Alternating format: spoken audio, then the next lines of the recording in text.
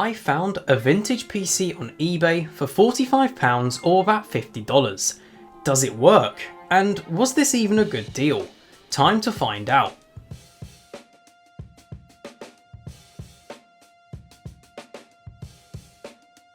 If you're interested in talking to me directly or joining a larger community, consider joining the Discord server. We're also looking for server admins to give us a hand. This was sold as parts only, and when I received it, it fortunately did turn on. Unfortunately, however, it had a locked installation of Windows XP on it, and the seller didn't know the password. I wasn't planning on using XP anyway. I wanted something older, so it wasn't really a big deal. Looking at the ports, this is definitely going to be an interesting project. It doesn't appear to have a discrete graphics card. Instead, it seems to rely on integrated graphics. I'll definitely have to get a graphics card for this at some point. I started by taking the main cover off to reveal the components inside. I imagined it would be quite cramped as the power supply is sideways mounted, which is a bit odd. Wow, this is a mess.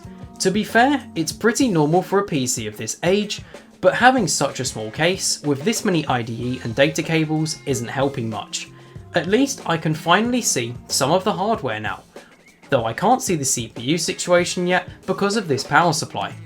It also has 2 CD drives, but only one of them is plugged in. So it was time to remove some of this junk and see the rest of the hardware, namely the motherboard, CPU and RAM. I started by removing all the IDE cables, then the floppy cable. After this, I unplugged all the power supply connectors and removed the power supply itself. Finally, a look at the motherboard. Wow, that's a small CPU cooler. There was this unusual cable that I've never encountered before connecting the optical drives to the motherboard. It wasn't the same as the IDE cables, but I did find it quite interesting.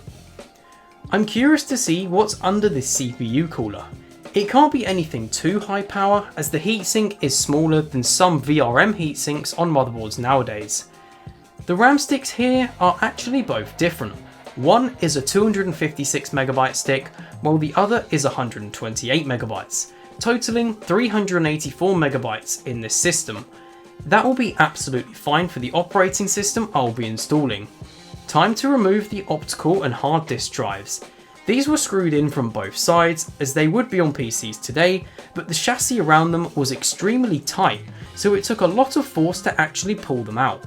Once I did get them out, I could finally take a look at what I'd be working with. From the top to bottom, we have an 82.3GB hard drive, a 3.5-inch floppy drive and 2 CD drives, one made by Sony, the other by Samsung. This is an IDE hard drive, so it won't be the fastest, but it's good enough. It was finally time to remove the last component, the motherboard. The screws came out easily, but on the top left there was a clip holding it in that would not budge. I had to get a pair of pliers and try to compress it inwards so I could release the motherboard. Fortunately, I was eventually successful, but after a lot of effort. After removing the heatsink, the CPU driving this system was finally revealed. It's an Intel processor. After taking a closer look, it's a Celeron 766 with a lot of crusty thermal paste. This will definitely need replacing. I removed the old stuff with a special wipe and did the same with the heatsink.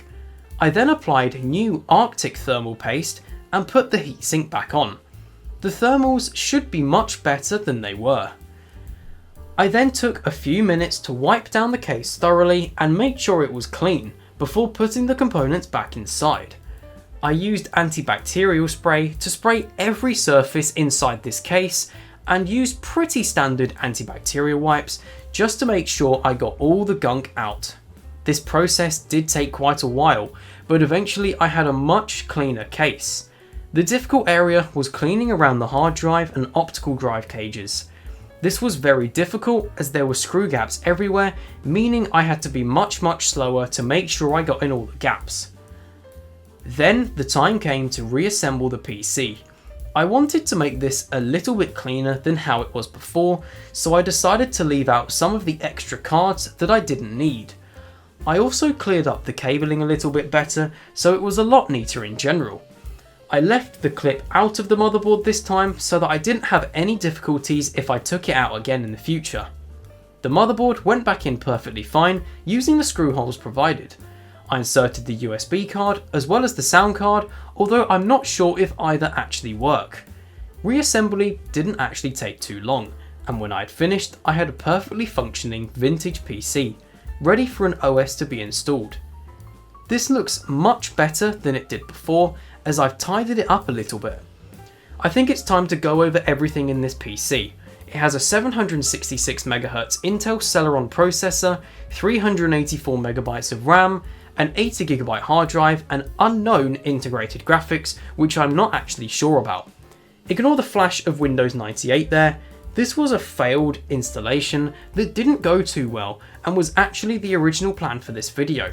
Instead, I decided to install Windows 2000 from a CD. Unlike in my previous video where the computer died during installation, this process was actually really smooth on here. Formatting the drive at the beginning of the setup did take ages though. By ages, I mean at least an hour. This is because it has to format the entire drive using NTFS, which does take a while. Once this was done, the files were copied and Windows 2000 proceeded to install perfectly. The reason I'm using Windows 2000 over 98 is driver support. When I tried before, 98 wouldn't detect anything over USB as expected, but the graphics drivers didn't work either, and without any information on the graphics in the system, I had no way of finding working drivers. Instead, I used Windows 2000, which essentially looks the same, but with better driver and software support. After adjusting my screen, I was ready to use Windows 2000 on this machine.